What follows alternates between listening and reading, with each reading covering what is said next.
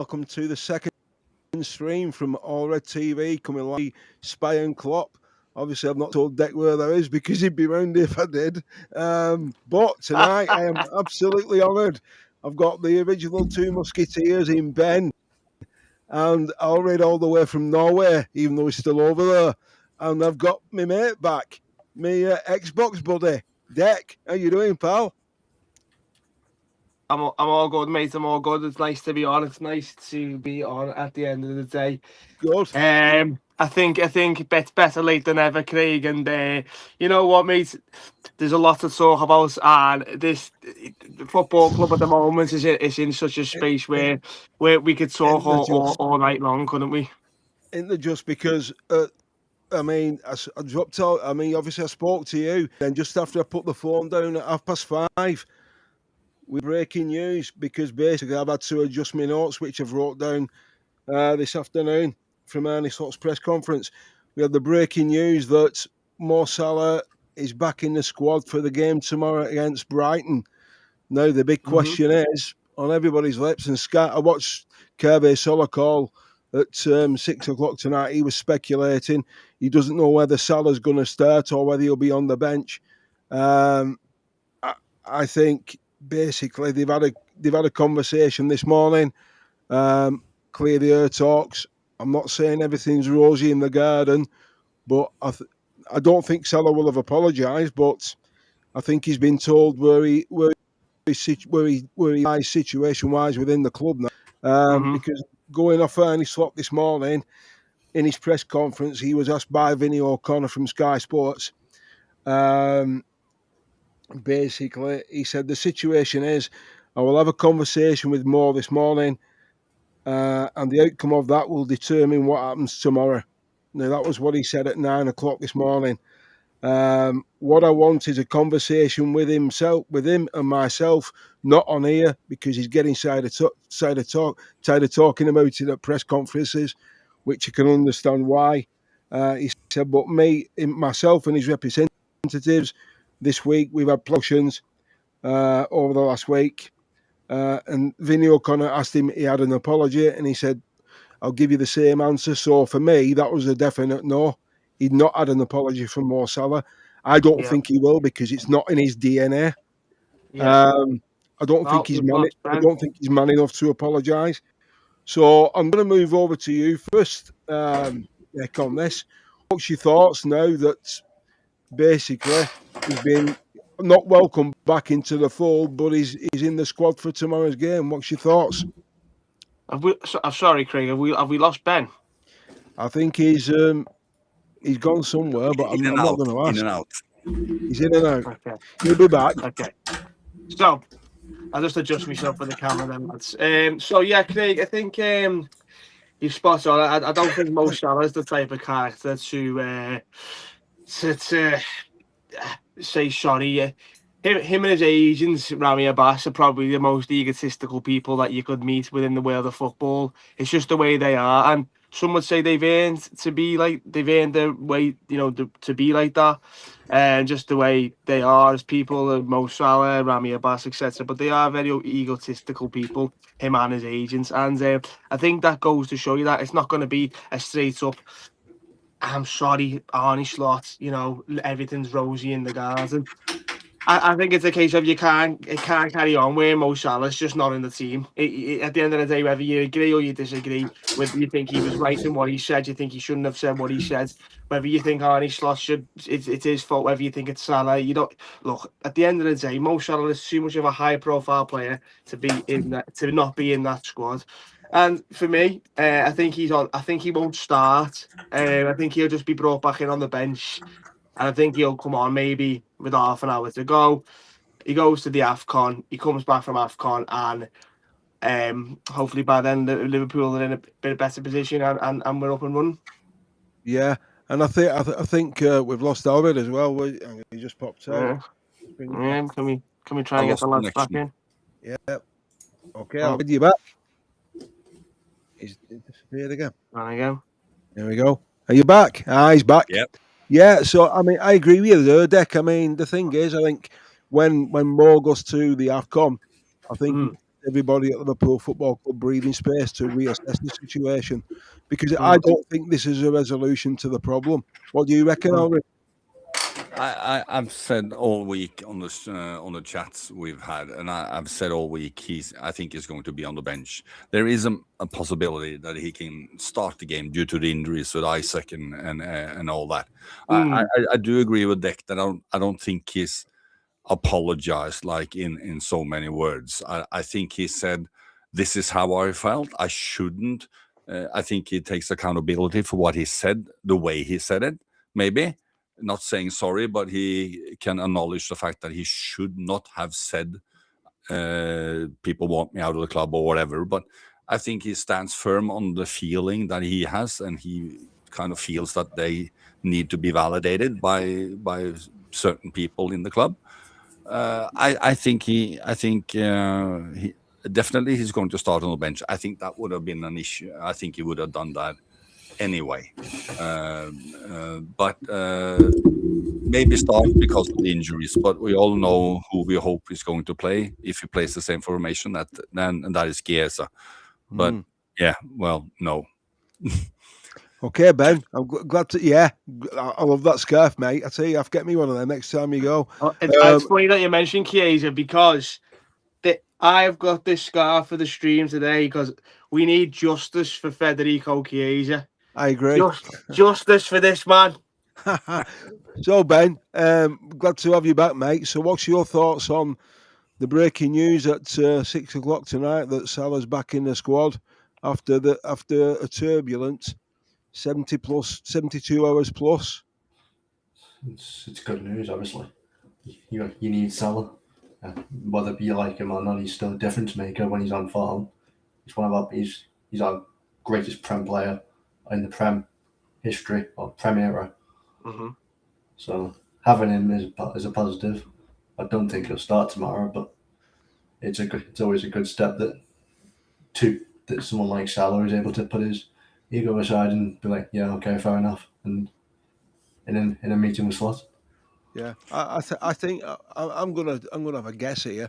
I think he's had a meeting with Mo Salah, probably after training, not before training, and I think they've shaken hands and they've agreed on certain things at the moment. I think what Arne Slot's done here, he's put Liverpool Football Club first before anybody else, which is the only right thing. That's what I reckon he's done. And then in his press conference, he was asked about injuries, and he said, "Can I just say something there, Craig?" Yeah, of course you can. We all agree about Salah's quality. We all agree that he's, like Ben says, the best Premier League player we've had. There is nobody arguing that. But I kind of remember from our former employee, or whatever you want to call it, a lot of people of us have been shouting in all caps on the chat for him to be benched.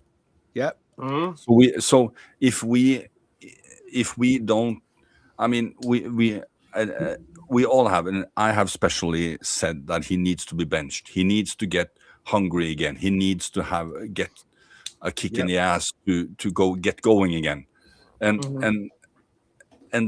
I still stand by that. It's hypocritical of me to say that well, he's going to be good, he's going to go in the team again because we need him. Well, 3 weeks ago we wanted to bench him. 5 weeks ago we wanted to bench him because he's not playing well. No. So there is we all want Salah to be like he was last year and many years before that, but as of today he isn't. So that means he has to get there before he deserves the spot. He's not going to get it just on default. And the thing is as well, what people are forgetting is, since he's been dropped from the team, we've not lost. Think about it. Since he's been benched, we've not lost. We've actually played better. So, and the thing is, I posted something on social.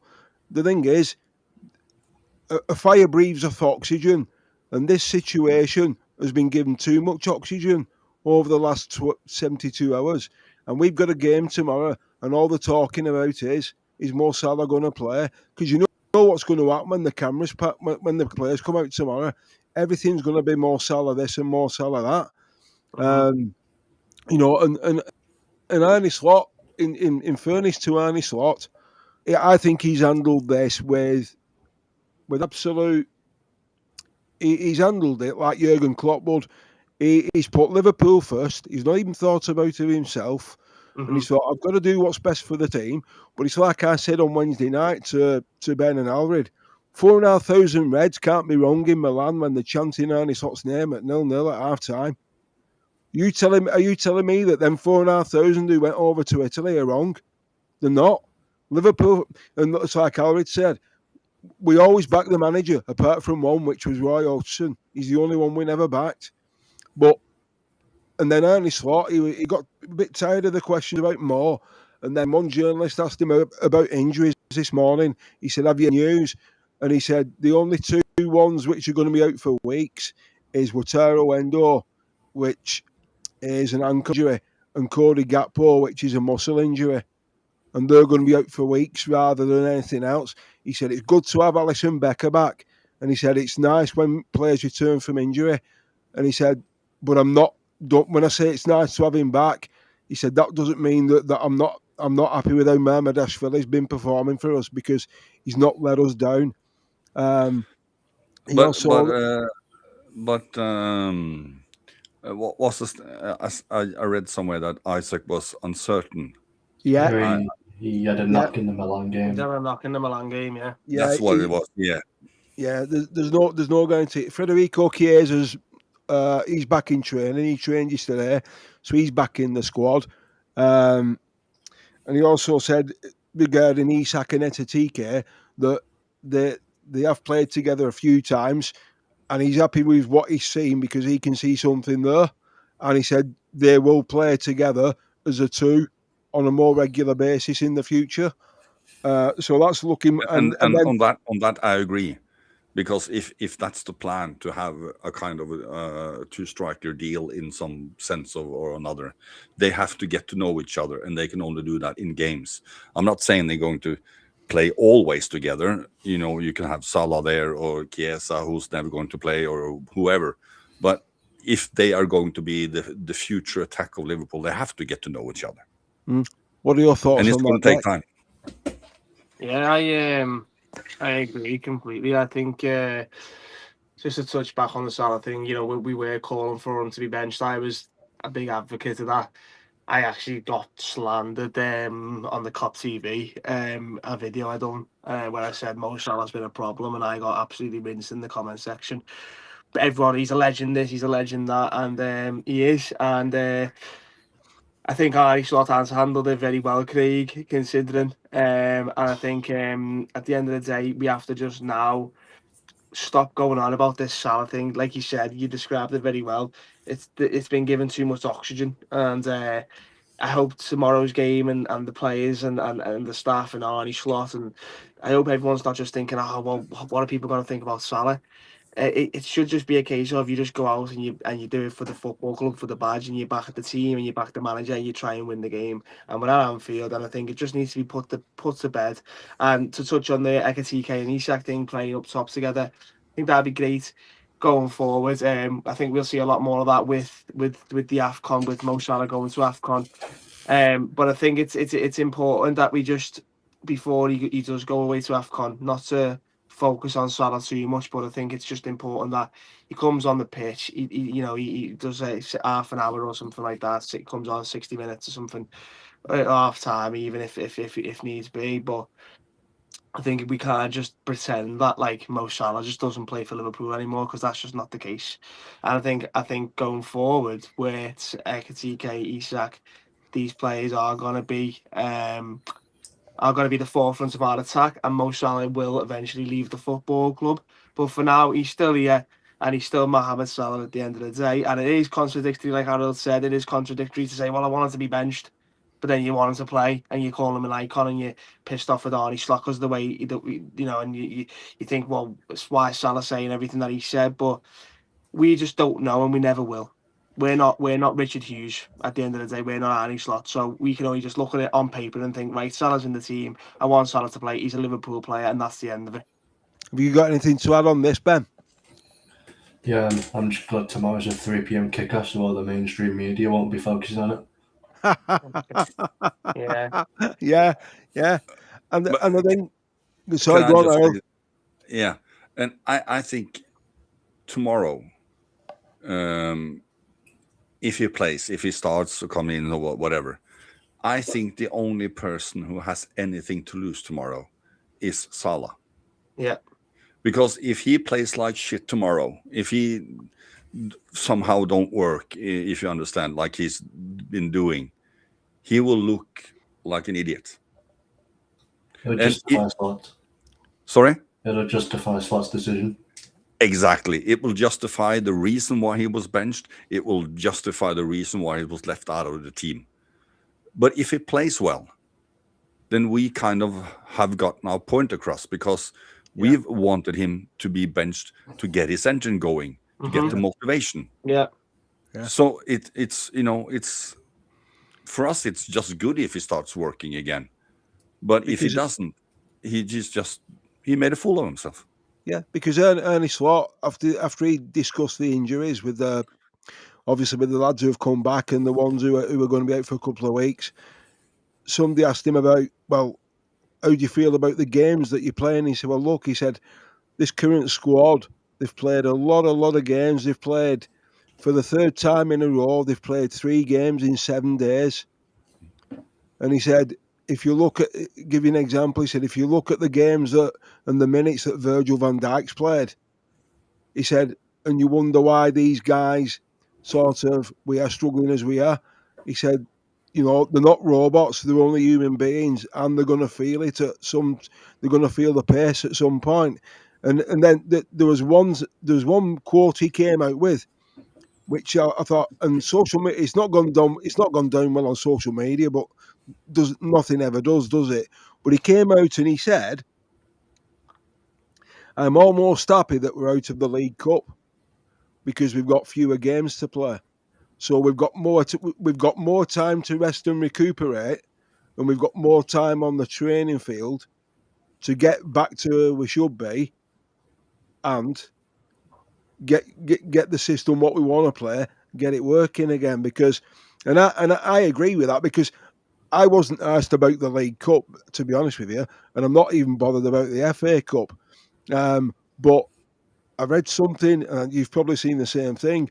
One of the biggest things what's put Mo Salah's nose out of joint here is that, but this is the Germany papers what have run this, is that Florian Wirtz is the future of Liverpool Football Club and not Mo Salah. But when you pay £116 million for a footballer, is he not the future of your football club, Ben? Well, I think you'd be stupid to not think that a 22-year-old second highest club fee ever would be the future. I mean, you're 33, nearly 34. If you're getting upset that a 22-year-old German wonder kid coming in is the future of the club, then maybe your ego just have to come in. Maybe your mindset does have to come into question. And I back Salah heavily in this situation, because I do think, in a way, he has been a bit mistreated. In a way, I said, you can't bench Salah and not Gakpo, because both have been terrible this season. But then anything you want to say? Yeah, I agree with Ben there. I think if that is true, and it is coming from a reliable source, it's just silly for Mo Salah, and this is why I don't really believe it, because I think Mo Salah is intelligent enough to look at that and think, well, I've been given a contract 2 years. I'm 33. I'm the highest paid player at the football club probably ever in the history of the club. 400 grand a week. 400 grand a week. And so far this season, we're now nearly at Christmas. And I've not been at the races, and maybe he looks at it at an angle of, well, I've done everything I've done last season, and I was 32, and look at what I've done and look what I've achieved. And Mo Salah himself will know how much he's got left in the tank, the same as Virgil van Dijk and other players in the squad that are aging. But as Ben said, if you're upset over 22-year-old wonder kid coming in from Germany in Florian Wirtz because he's going to be the future of the football club, then surely you're in denial about your own capability and your age, etc. Because it's not just Florian Wirtz, it's in the Mo Salah comparison, it's what happens with Virgil van Dijk, future captain. Is he going to be, is he not looking at the likes of a Canate and Mark Gay coming, for example, coming in? Is he going to be, well, I'm pissed off now all of a sudden because I'm not the future of the football club because we have a young centre half in Mark Gay, a Giovanni Dioni, a Ibrahim Kanate. Even if it doesn't matter what position on the pitch you look at it, the squad is aging. So I don't know how much I believe that. I just don't know how much I believe that, Craig. That Mo Salah would openly be wound up about that. I just don't know. Know. The only thing I can think about is that he's kind of like, Ben has a hankering to bench Gakpo. And we all agree he's not been perfect, him either. But if Salah is so narrow-minded, that he looks and sees, well, Gakpo plays shit and he's not benched, but I am. If his narrative is so small, then I have a whole bunch of other questions, because we've had Konate who should have been benched. We've had Kirkis should have been benched. We've had a lot of players who should have been benched. But the manager can't do all the changes due to injuries in replacements. We haven't found our footing. Players haven't had a pre-season, etc., etc. So he can't put everybody who plays shit outside. No. But Salah is the so-called the main guy. You have to put an example. When you bench him, then nobody feels safe. But the thing is, when you look at the squad on Tuesday night against Milan, and then you look at the bench was probably the weakest that I've seen under Arne Slot since he's come in. The weakest bench since the first year of Klopp. I mean, and in defence of Arne Slot here, I mean, it's like you've just said there, you can only do so much. There's about 7 or 8 players would have underperformed this season. Nobody gets away with this. It's like I said on Wednesday on Wednesday night. When you pull that shit over your head, when you've got that liver bird on your chest, you're expected to perform to a certain standard. And if you can't rise to those expectations, you shouldn't be walking through those doors and pulling that shirt on and wearing that badge. And I had an answer to your question when I asked you the question last time I was on, Alred. When I said I will be you didn't. I don't know if you saw it, Deck, or not, but I said I'm going to be controversial. I'm going to take the captaincy off Virgil van Dijk and give it Dominic Szoboszlai. And Alred said to me, "You can't do that in mid-season. You can, because Kenny Dalglish took it off Phil Thompson and give it to Graham Souness at Christmas. So you can take it off your captain in mid-season. It doesn't matter. Just because it happens once in 25 million years. Twice at Liverpool. Yeah, but yeah. I just don't. I agree with the Szoboszlai shouts. If you watch my most recent video, I said Szoboszlai needs more respect and he's the future captain. And I think Dominic Szoboszlai is the next captain after Virgil van Dijk. I think there's no other candidate that you could argue. Robertson's going to leave. Joe Gomez is going to leave. They're the most senior players behind Virgil van Dijk and Mo Salah. Alisson's going to leave. So, Dominic Szoboszlai, captain of Hungary, world-class midfielder. He's been our best player all season. But to do that halfway through a season after Virgil van Dijk's won everything with the football club, he is a leader at the end of the day. And let's be honest, he, up until recently, best centre-back in the league, if you want to argue that. So, no, I wouldn't take it off Van Dijk at Christmas or in January. I would get to the summer, reevaluate things. I think Van Dijk will see his contract out, and I think he'll probably go for free, and he'll get a nice big send off, and he's one of the best centre backs we've ever had at the football club. Mo Salah, I think, goes in the summer, but I think you let Van Dijk let his contract run out, and then you Szoboszlai, he's been at the club. What by then it'd be 5 years, maybe Yeah. even more. You give him the captaincy, and you go from there. But I wouldn't do it. I wouldn't do it halfway through this season. No, I'm sorry, Craig. I do disagree with that. No, we just need some. We need some stability. I think now. We need some calm.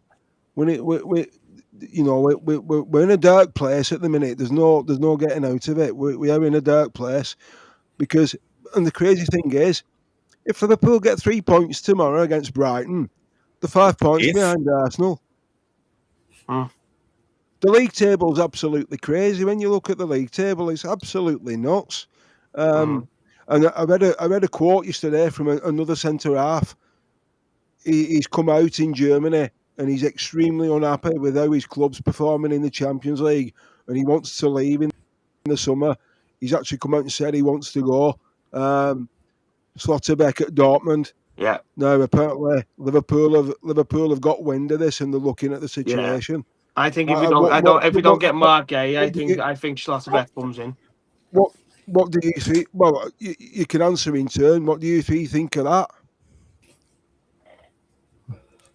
Go ahead, Ben. I think you take your pick. Who goes first? Do you want to go first, Dick, or do you want to hand it over to Ben? No, go on, Ben. Go first, Ben. I said that if we can't get Bastoni, which is extremely unlikely because, the time to get an Italian out of Inter, especially, a challenge. But if you can't get him, get Schlotterbeck. I think he's Bastoni mould. Mm-hmm. Instead of Gahey? No, as a left centre back as the future Van Dijk player. Gahey's a right centre back. He'd play in the Canate side, but I don't want Gahey, to be honest. I want someone else. Can't we just get both? Well, greedy. Yeah, but why not? No, well, I mean, Mark Gay for me, he should be a Liverpool player. The fact that Mark Gay is just not a Liverpool player, it just baffles my mind. I still can't fathom how it got to the last literal minute of the summer and he was leaving Palace and he's still the here we go from Fabrizio, the video that he made saying goodbye to Palace, and then the whole situation with Glasner and basically throwing his toys out the pram saying, well, if my captain goes then I'm leaving type of thing. And the Palace probably didn't have a couldn't really do much. They had their hands tied and they had to just deny the transfer. But anyway, that's done now. But can we get both? I mean, Schlotterbeck for me, he's a left-sided centre half. I believe, Ben, is that correct? I think you just said that for the Van Dijk replacement in the future. I've been aware of Schlotterbeck for quite some time, so I'm familiar with the player. I think he's been great for Dortmund, and I think more realistically, if we don't get a Mark Gay, I think we get a centre back in January. I think that's vital. I did say that we needed a centre back before we even got rid of Gerard Kwanzaa. I've said that all summer. I've said that all year. But I think if we don't get Mark Gay, I think Victor Slotterbeck comes in regardless, and him and Ibrahim Konate are still as much as Konate's been in my bad books, and I've made multiple videos on this. I think Konate signs a contract. I think Konate stays at the football club, and I think we bring in Mark Gay or Slotterbeck, and them two are our centre halves going forward. What side is Leone playing at? Left or right? Yeah, I think he's left side, but he's Leone, right. I think, is left sided. Yeah. I don't. But then again, there's no real guarantees with Leone. We need to see how he responds to returning from an ACL injury, which he should be. No, but that's good. We'll cross that bridge when we get to it. But he's left. He's left side. Well, he's back at the training complex anyhow. He will be. Okay. He's back at the AXA already. Yeah. But my point is, we need someone to challenge or take Konate's place. Either way, we look at it. Like Ben has. I still think he's leaving. I hope it is. Sorry, Ben. I think he stays, lads. I'm sorry. I think Kanate signs a new contract. Yeah, but it doesn't matter if he stays or not. We need someone to challenge him or try to take the place, because we don't. That's why he's been playing every game, because we don't have anyone to take his place. He's playing by default at the moment. Yeah, Got exactly. No one else. So I think Amar Gay would make a sound investment anyway. But we need someone on the left side, because even if even if Virgil doesn't leave in the summer, we need someone to get used to the system. We need if we get a left-sided centre back, and he gets a year with Van Dijk, exactly, and get integrated in the team that way, instead of he's going and we get a new guy in and voila. That's not the good way to do it. So I think we need 2 guys in during January or summer anyway. That's what my kind of point. Yeah. So moving on, guys, because we've touched on Arnie Slot, we've touched on Mo Salah and the injuries and the guys who we think would have been in. Moving on to the game tomorrow, I think this is a really difficult game. This Brighton over Albion at home. They're playing well, Brighton. We've got a decent record against them, but in the last they've beaten the last 2 champions and Man City the last time. So this is not going to be. I can see this being like the Sunderland game, extremely difficult. But I'd like Arnie Slot to stick with the diamond formation he played in Milan on Tuesday night. I don't, because it works so well and the lads look comfortable with it. So I don't want him to change and then us take another 5 steps back and revert back to type. What do you think, Alred? Well, I think it has to continue with the way we played. I think the last 2 games we've played against Brighton at home, we had a 1-goal win both times, and we have 1 draw, 1 loss, and 1 win in the last 3 away games. So this is by no means an easy game, no matter how we play. We've talked about it. We can't do all the changes that we maybe wanted to because of the injuries and etc. So is it, we haven't lost in 4 games. Why change that? So for me, that's a no-brainer. He may do tactical changes. Maybe if he plays instead of 2 strikers, he has Wirtz just behind Hugo. So small adjustments, but the diamond generally, I think, is going to be the same tomorrow. Ben? Yeah, I do hope we go with something similar. I can see a world where Salah starts though, because Slot does not like Chiesa, and then there's not really many other options. So I can see a world where Salah starts next to Ekitike. I won't be against it. I've been saying that partnership would work. It worked against Madrid. It'll definitely work against Brighton. Could easily work against Brighton. So yeah, I hope we see that. But this time I do want to see Wirtz. I don't want to see McAllister starting. I want to see. Why? I want to see Jones, Graf, Saba. Why not Wirtz? No, I want to see Wirtz starting in front of them 3. Oh yeah. Clean a diamond. But I don't want to see McAllister because he's going to get dominated physically. He's not physical enough in that for the Premier League, in my opinion. So I'd bench him, especially against Brighton, because they've got lots of energy and lots of pace. Deck? Yeah, I think you're right. I think it's going to be very, very similar to Sunderland. I'm actually going to the game tomorrow, and I was at the Sunderland game, and I sat there for like 60, 70 minutes just watching Liverpool pass the ball from side to side. And look, it's not the football that we want to watch. But I did say to a couple of the lads, I was like, look, it's boring football. We won the league last season being boring. So as much as it's not exciting, we haven't lost in 4 games. It might be boring to watch, but if we go out and we just get like a 1-0 or something like that, I'm happy with it. Regards to the starting lineup, I just couldn't throw yet. There's been so much like Isak's got a knock, Gakpo's picked up a knock, Chiesa's back in training, but he's not going to play. The whole situation with Salah, I couldn't even begin to try and break down a starting XI for you, Craig. But I think it's going to be very similar, like I said, to the Sunderland game, and it's going to be a boring game of football, unfortunately, because I think, like we mentioned there, whether you go in and you change anything now, that you can't possibly sit there as Arnie Slot and staff, and think, well, actually, I'm going to just change this, because why would you? You've got no evidence to change it or any reason to change it. We've been so poor for so long, and the minute that we haven't lost in the last sort of 4 games, a few draws here and there, games that we should have won, etc.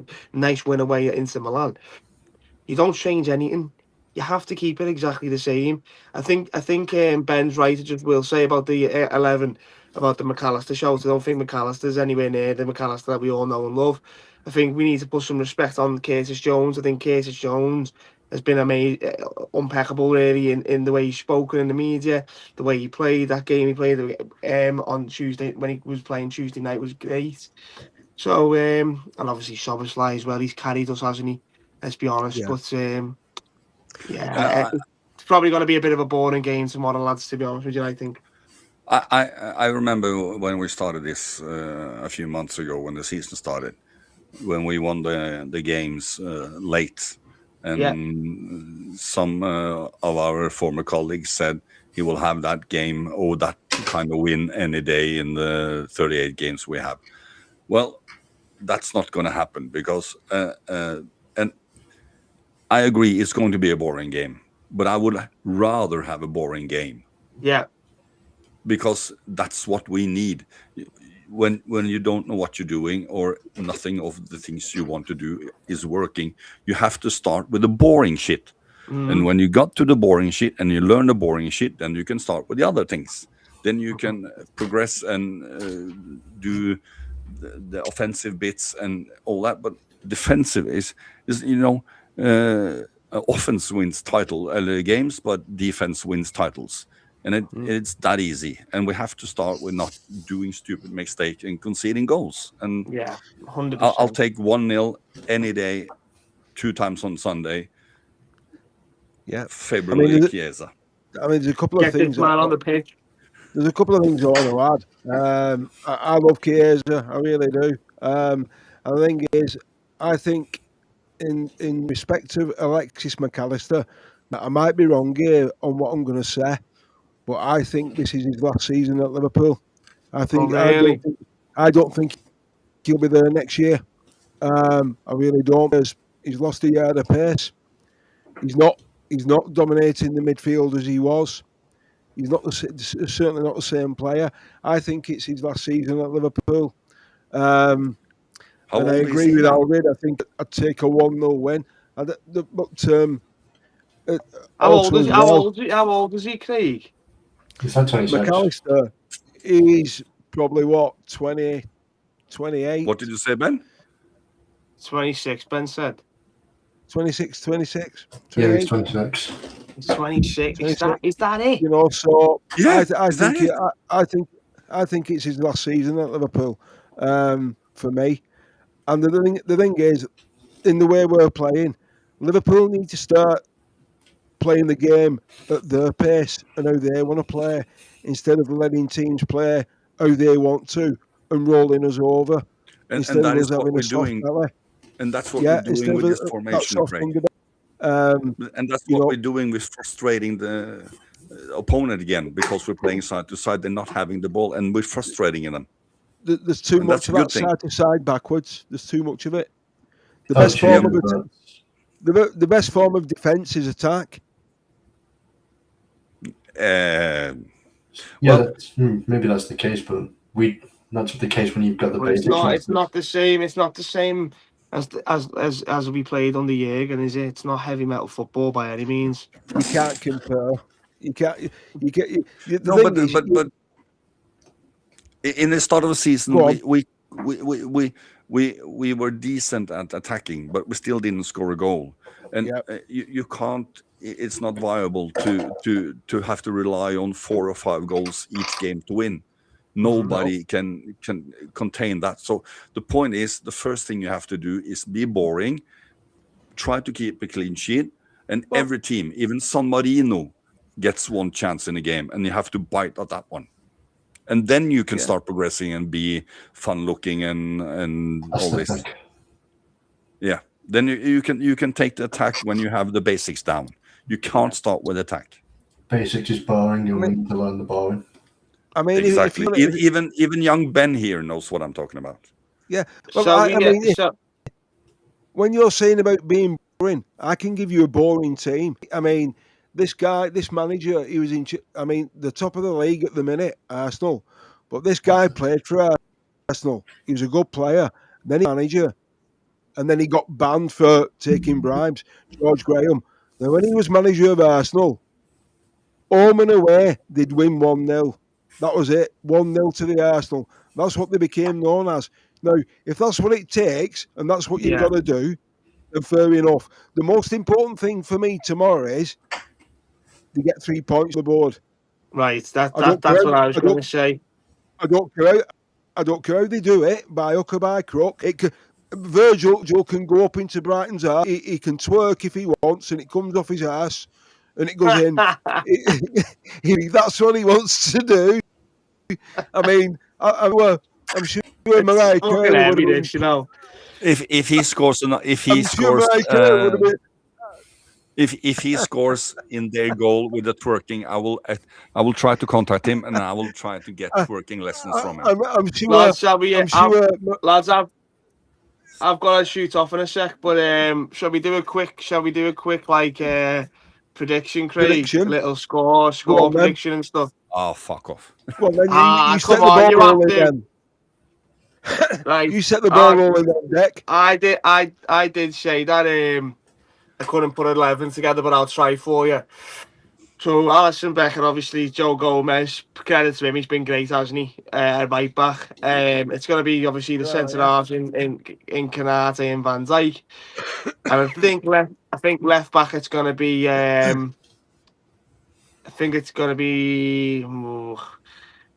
Robbo. Just for a bit of solidity, just because he's just experienced. And Brighton can be a bit difficult, can't he? So depending on fitness, Robbo or Kirkes, but Robbo.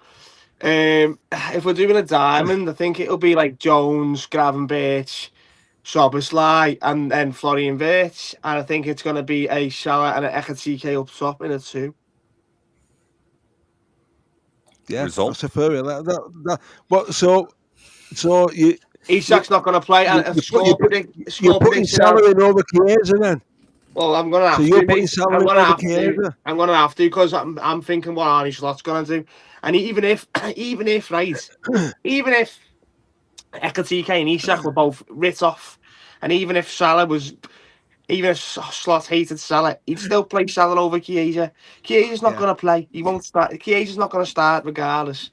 So I think Ekatike and Salah. I don't think Isak's going to play. We're not going to risk him.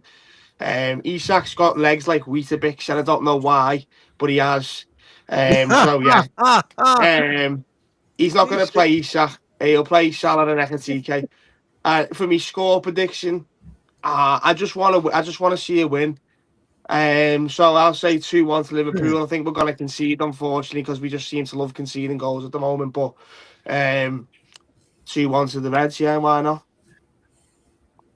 I think he played Dalglish before. To be fair. Yeah, he would. He'd play all of us. He'd play all of us first over Chiesa. Christ, he wouldn't play me into stadium. You would take one look at you, Craig, and said, "You're not Chiesa, you're in." Yeah. He probably turned around to Salah and said, "Look, I hate you, but I don't hate you as much as Chiesa, and Chiesa's done fuck all."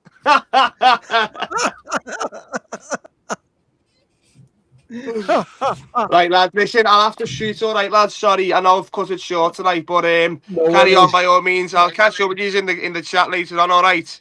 Bye bye. See you soon, mate. See you soon. Ben, you want to go? Ben, go on, mate. My lineup's the same as Dex, but with Kirkes instead of Robbo, basically. Why? Because I want to see Kirkes in that in the positions we saw Robbo, like in Inter. We saw Robbo high up against Inter. Get Kirkis in those positions. I've been saying that for ages. That you need to let Kirkis attack. You want to get the best out of Kirkis, let him forward, let him attack. He's a dog. Let that dog chase the bone. The bone is the ball. Let him go. Let him off the leash.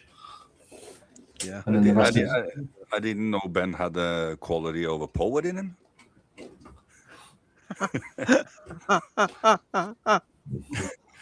But I'm sorry, I'm just trying to be funny, Ben. Rest of the team what's your starting? So what's your starting 11, Alred? I think Ben, you're going to do a score prediction as well. Yeah. I'm gonna go 2-1 as well. I think that's what's been the result of the last two games we've had. At Anfield, it's been the last two results. Yeah. Yeah.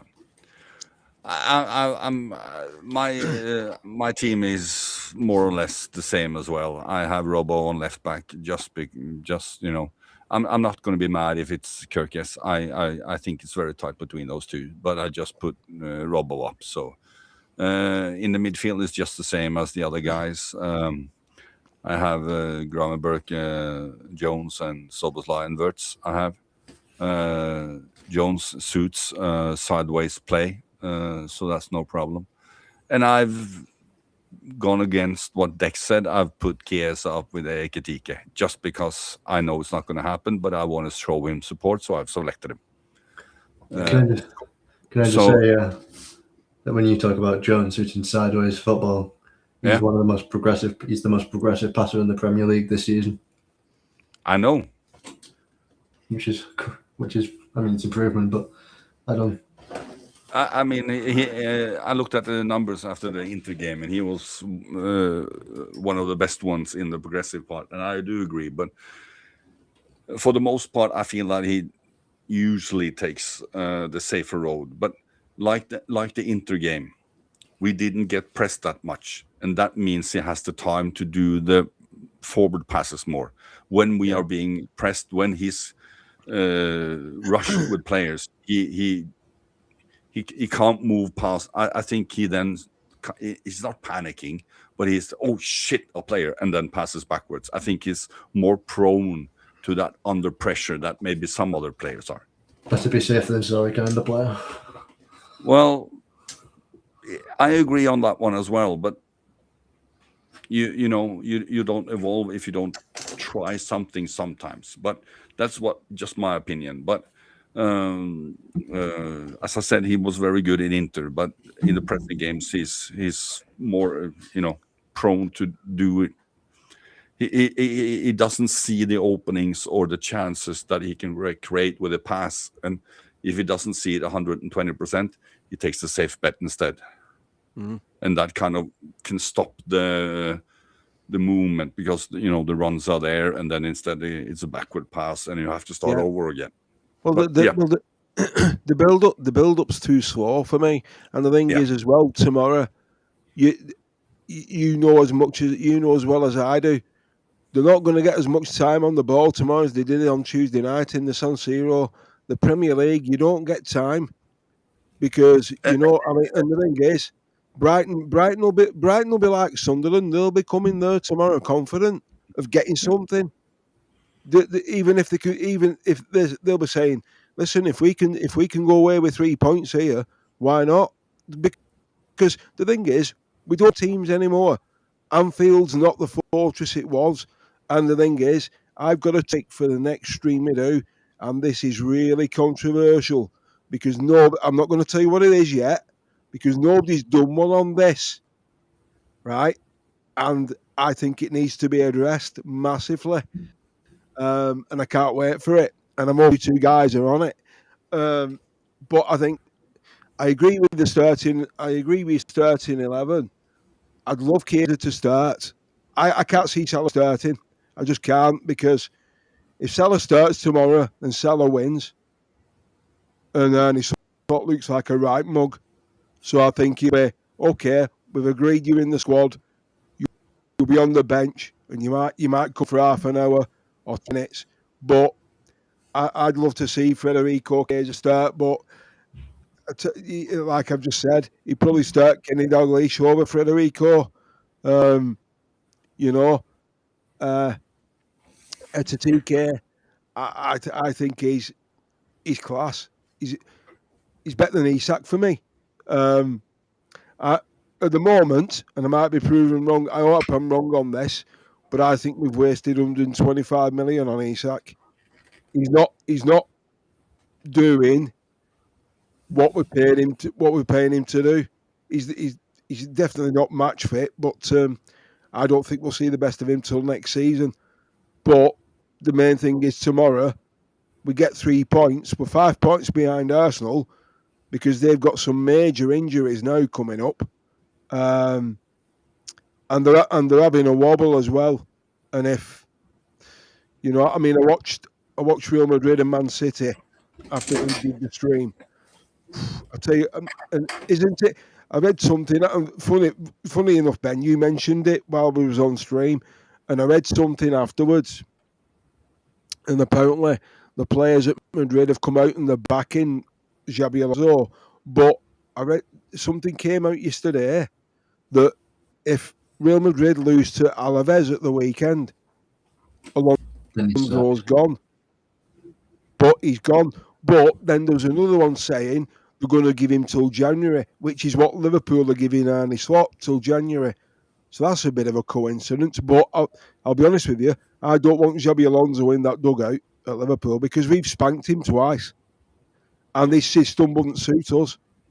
I think when it comes to that, I've said it in the chat as well. I think if we're going to do a change, I want us to do it in the summer. And I really don't think that's the issue for us. I mean, I think Slot can change it, and I think he could. I think Alonso will do good for Real Madrid as well. But that team has serious other serious issues that are not has nothing to do with Alonso. It is a reason why Zidane left when he did, and when he left the second time when he did, because he so that's a club in way more issues than just a manager.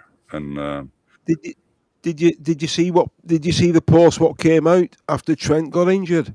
Apparently Real Madrid are extremely unhappy because he's injured, right? And he's not played well since he went over there. They're paying him €320,000 a week, and he's not producing. And apparently the board are asking questions now. If he doesn't deliver, they're seriously considering getting rid. I mean, I don't understand why the board is asking questions.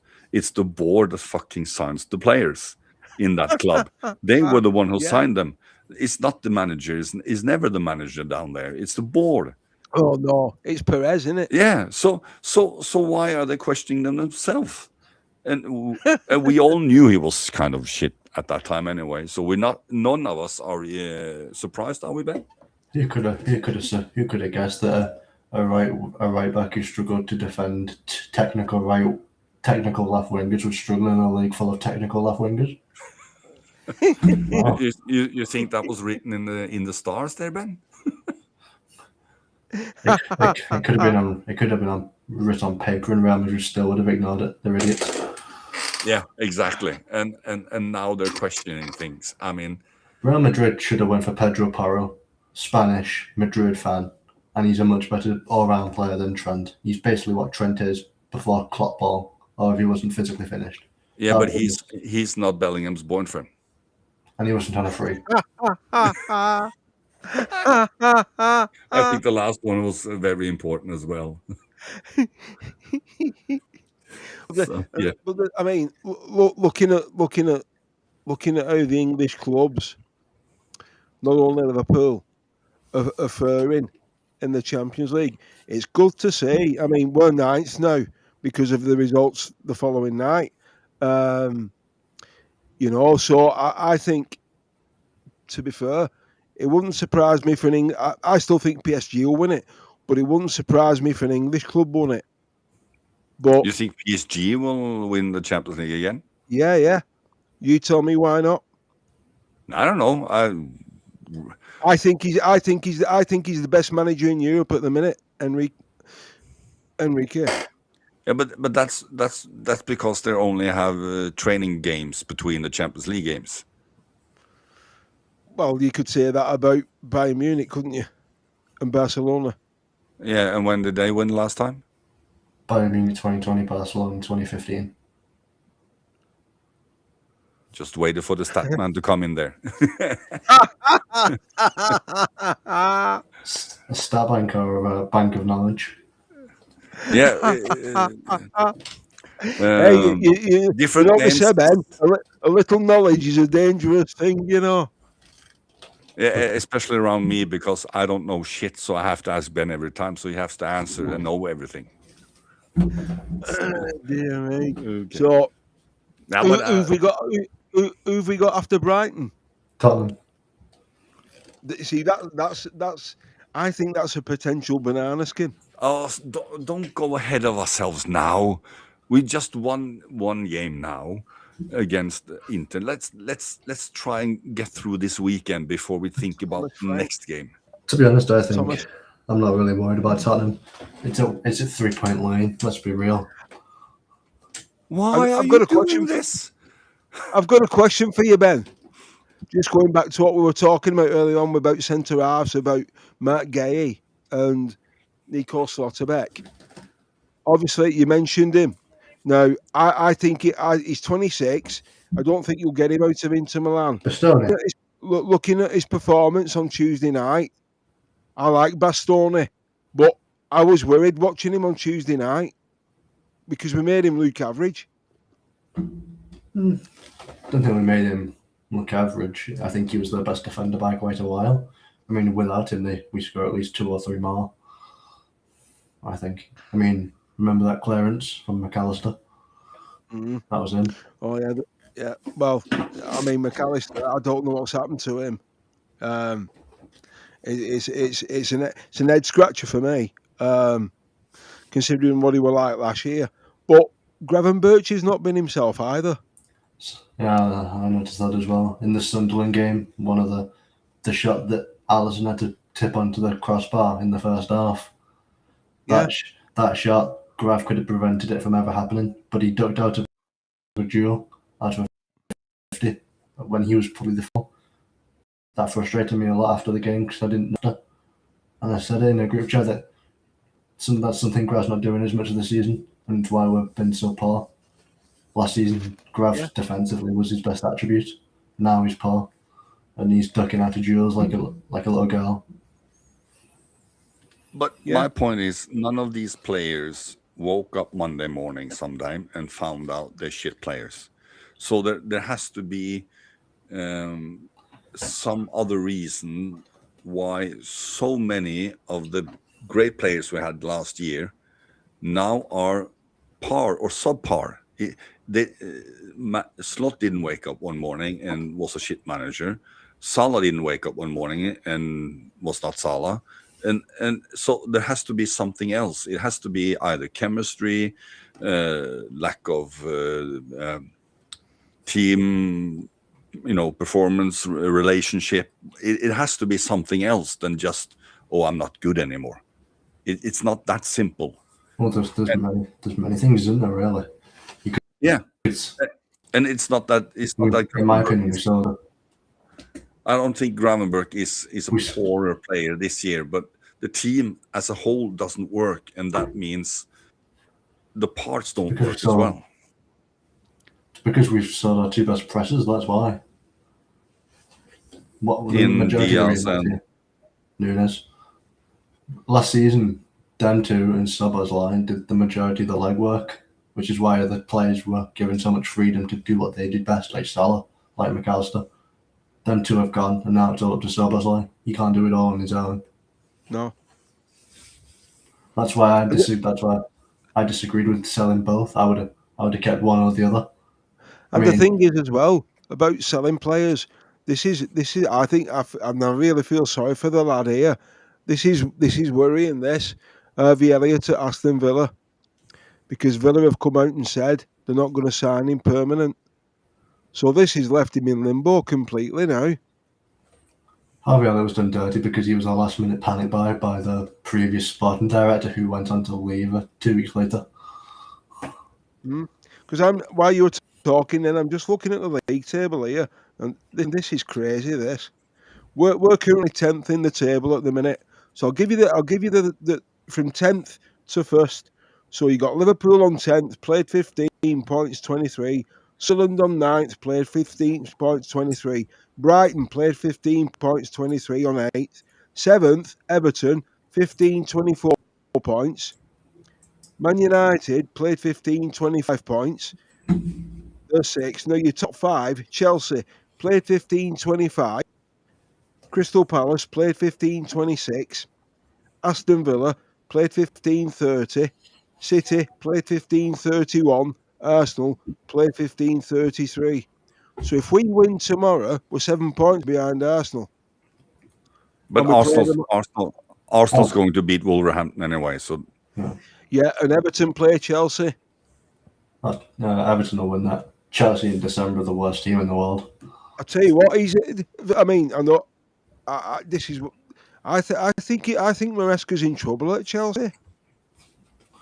Don't think he's in trouble. I just think he's in a rough patch, to be honest. He had them in last year as well. 1 second they were a title contender, and the next second they were, 10th. So, yeah. So they're like a yo-yo. They're up and down. With Chelsea, because we're all football fans and we're all passionate, and yeah, the previous Cheltenham was almost anything Liverpool. But I mean, for me, if you love football, you'll talk about anybody in any club. I've got a serious question for you both now here, because I've thought about this long. It has to be the last one, Craig. I've thought about this long and hard. If Arsenal don't win the league this season, do you sack Mikel Arteta? Yeah. Yeah. Next. Because he spent £1 billion in 6 years, and he's only won one FA Cup.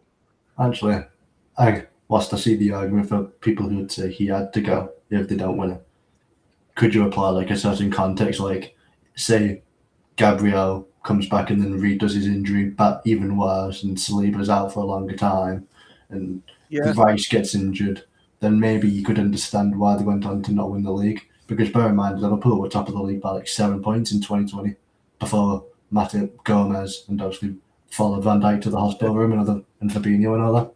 And we ended up not winning the league. We came third.